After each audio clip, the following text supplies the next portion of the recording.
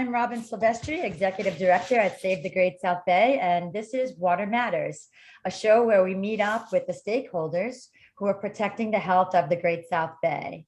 Today, we will be talking about hard clam repopulation efforts in the Great South Bay.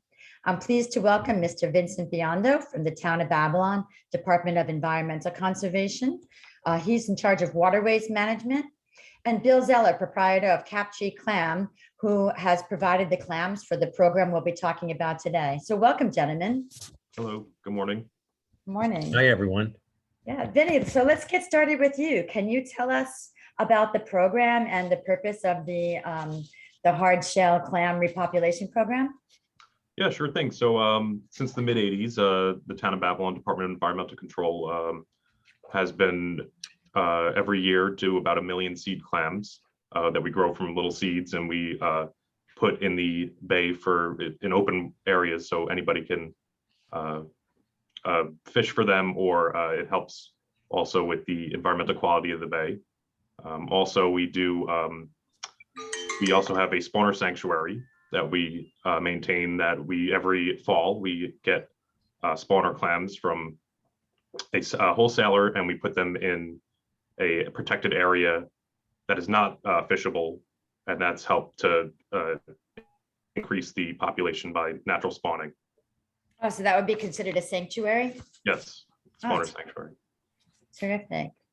So what are some of the factors that are affecting the clam population in the bay? Well, if you start back from, let's see, I guess the 1900s, early 1900s, a lot of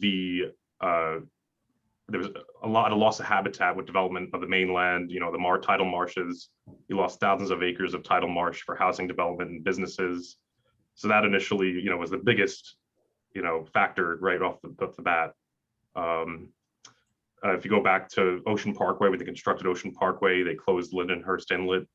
That affected the water quality, development of stormwater, and runoff from the construction and the residential areas. All that runoff goes into the bay.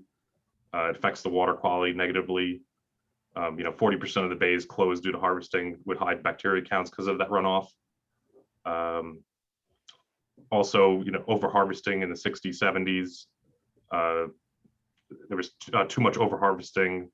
There was not enough clams being populated, put back into the population. So I lost your, you have no audio. 40% of the bay is a pretty significant amount of water that is closed to shellfish harvesting. Yeah, I'm just estimating. It's something like that. Yeah. Right. Is that something that fluctuates every year depending on or even throughout the year? For the most part, it stays stagnant. It's just a line north of, at least in our bay, the Great South Bay in Babylon, north of the state channel. And it's just always closed for bacteria safety. Wow, it's crazy. So can you tell us, so you're putting clams back in the bay, and you're putting them for harvest, and you're putting them into the sanctuaries. Is there a percentage that goes into the sanctuaries versus into the open bay? The hard clams we get for the sanctuary is always adult, chowders, cherries. That's always in the sanctuary. The million seed clams and oysters we grow, we've been messing around with oysters the past few years as well. Yeah. That gets put into open waters for anybody to, can harvest and to benefit the bay. Gotcha. So, Bill, you were the contractor who was chosen to provide the clams that were put in. Can you tell us where the clams come from, or something about the clams? Well, the clams come from typically product that we buy for food use. So a clam we buy clams on our docks or up the coast, and we make sure that they're fresh and strong and new clams. And we send them over to the folks at the Town of Babylon, and what they'll do is they'll live and they'll dig in. And is Is that your question? Yes. Yeah. So a few weeks ago, I think it was late October, 25,000 or so clams were put into the bay. Is this a typical number that gets put into the bay? And is this an annual program? Well, the different municipalities have different numbers and different dollars available. So typically the town of Babylon's sends out a bid for 25,000 clams. And we've been doing it every year since I can remember. And so that's their number. There's X amount of dollars they want to invest in this, and we send them the stuff. And then there's other programs going on. The state is doing a sizable project along the same lines as what the town of Babylon is doing. Right. And there's some other ones that those folks over in Bellport are also putting in, Right. and you guys at Save the Great South Bay are putting oysters in. So we recently launched our 1 acre oyster sanctuary. It's enclosed waters over an islip. So yeah, we're really excited for that. Bill, can you explain to people in the audience what recruitment is? And can you speak to the possibility of recruitment amongst these 25,000 clams that go in every year? Well, recruitment is when the clams spawn and the nature takes its course and the clams get planted into the waters, and then they do their thing. They fertilize and they spawn, and then as what is called as spat, spawn turns into spat, and spat kind of floats along in the water column, and then they become tiny little baby clams, microscopic, and then they get bigger. And then once they hit a certain weight density, they'll sink to the bottom. So recruitment is when, if you hear the word recruitment, it's when the clams take. There's spawn becomes spat, becomes baby clams, they take, that's recruitment. And then the second part of your question? Have we seen, maybe this is a question for Vinny, in your data collection, have you seen recruitment amongst the clams or in the sanctuary? Yes, so every biannually, we do a hard clam survey on a barge, and we have a grid set up. And the barge will go in the water and get a big scoop of sand. We put it through a sieve, and we see what kind of seed clam recruitment we have. If we have any Natata clams, I don't know if you're familiar, it's a slightly genetically modified, so it's got like red stripes on it, the clam, so we know it's from a hatchery. We've been seeing, at least the years I've been here about a little over 10 years, and I've been seeing slightly higher numbers of seed, some Natata varieties around. So that's good to see. It seems like there is some recruitment as of recently. So it's not for the worst. That's encouraging. That's yes. In our sanctuary, we're looking for the same thing. But I know that the shellfish have a really high mortality rate. So you need to put a lot of shellfish in order to get some recruitment. And even with their mortality rate alone, there are quite a few predators out there in the bay. Can you tell us something about the typical predators that might be a threat to our clam population? Yeah, what do we have? We have the oyster drills. I mean, there's starfish, which I don't see that often, but they're out there. I do see a lot, at least when we're growing our seed clams, a lot of crab predation. They just use their claws and they crack if they come in as little baby crabs, they'll go right in the growing nets and they'll crack the little seed clams in half. And sometimes if you don't check on it for a while, they'll go through thousands of them. They'll decimate the little seed clams. That's the biggest problem for me, at least, that I see. Right. The mud crabs and the blue claw crabs. But that's just an issue of having to check the seed clams more often and removing the predators out of it. Right. There's also a predator in some states, Virginia particularly, and they've been seen here as cow nose rays. No. It's a ray. It's like a stingray, and it comes through and it devastates. And so what they do in some areas, Virginia particularly, they put the baby clams under mesh, and those are folks that are aqua farmers for commercial use. Is that something we'd see here in the Great South Bay, Bill? I've heard that huge schools of them will be in like Raritan Bay, Staten Island, And I think that they've been cited, and with global warming, I think that you're seeing new species moving about. Mhm, I've mhm. heard reports of it in by the Fire Island Inlet, just inside the bay, but that was just someone word of mouth that I've heard. Wow, wow. Okay, yeah, with I think I know the level of the bay is rising. Well, I've heard anyway, about a half an inch per year. So there is definitely some effects of climate change that we're starting to see here in the Great South Bay. Vinny, how do you choose the location of the clam drop?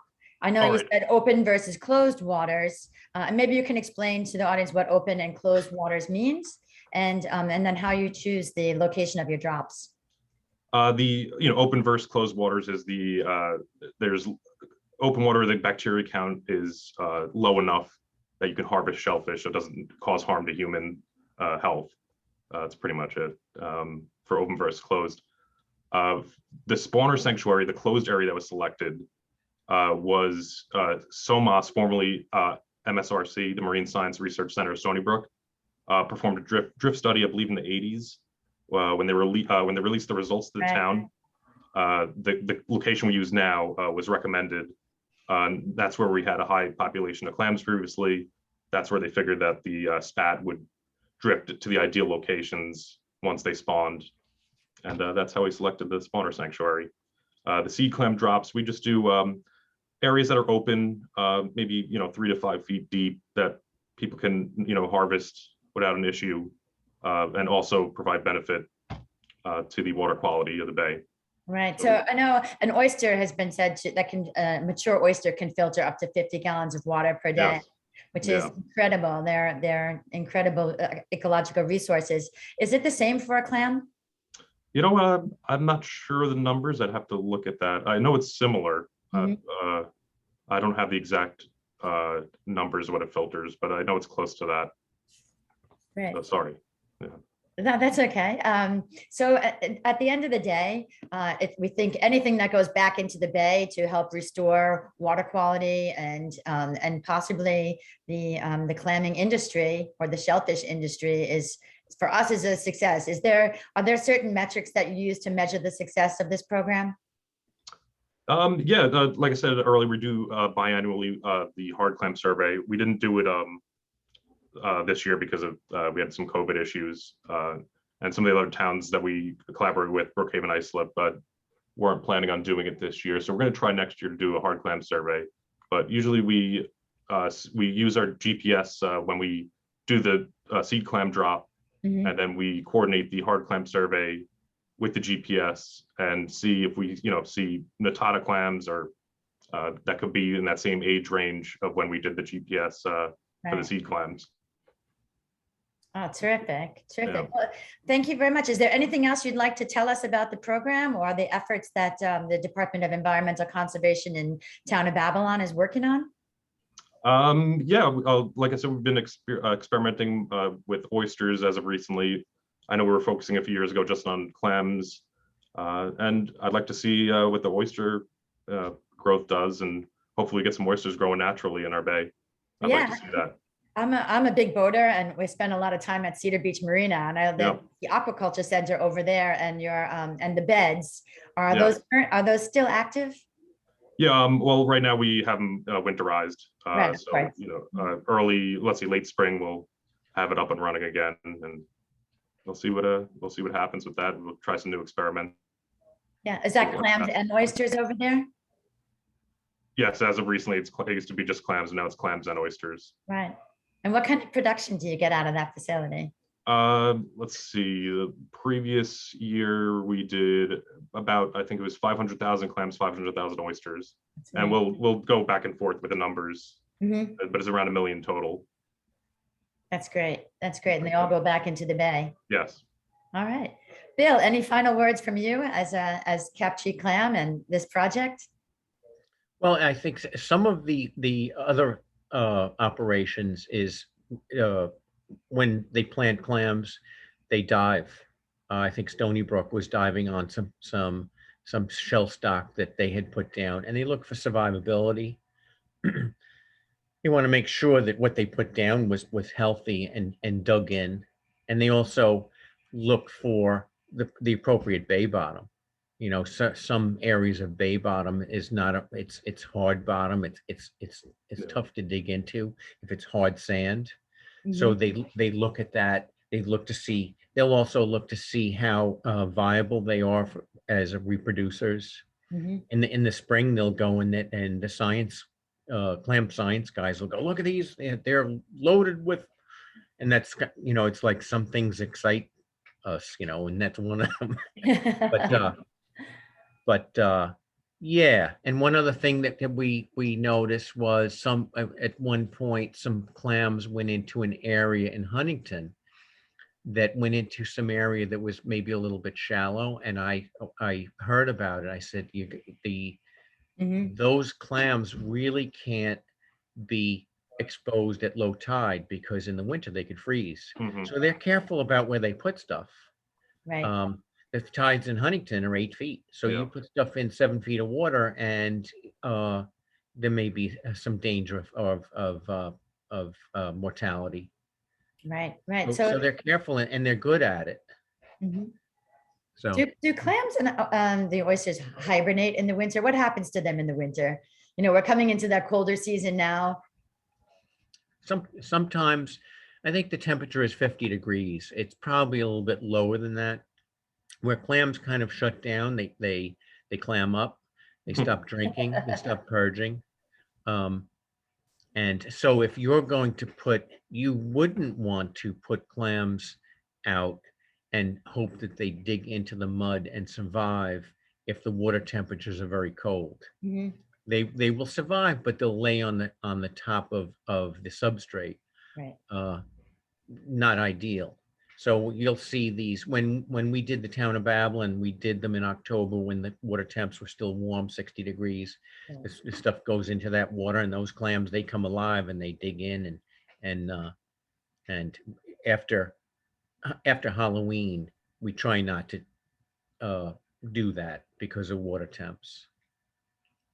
So, and just for my own curiosity, what's the lifespan of a clam? So if a clam is put into a sanctuary and is untouched by harvesters or baymen, how long can a clam expect to live? My estimate would be 10, 12 years. It's maybe 3 in this region. It's maybe 3 years to marketable size, small little neck. And then of course it grows into a middle neck, and then a top neck, and a cherry, and then the old guys are chowders. So I was maybe longer. That's a clam science question. Maybe Vinny. Yeah, I mean, I think it's almost, I think a decade or something like that, if I recall, is the Mhm. most. Well, that's a lot of That's if filtration, it's like perfect conditions and right? We don't have tree rings on them. yeah. If There's no clam rings. Yeah. All right, well, terrific. Thank you, gentlemen, so much for joining us today on this episode of Water Matters. Thank It you. was Thanks really for a having me. pleasure to speak with you, and we hope to speak with you again in the future. Good luck with the program, and we'll check back in, next year. Good, Thanks for thank having you. us. Thank you. Have a great day. Bye.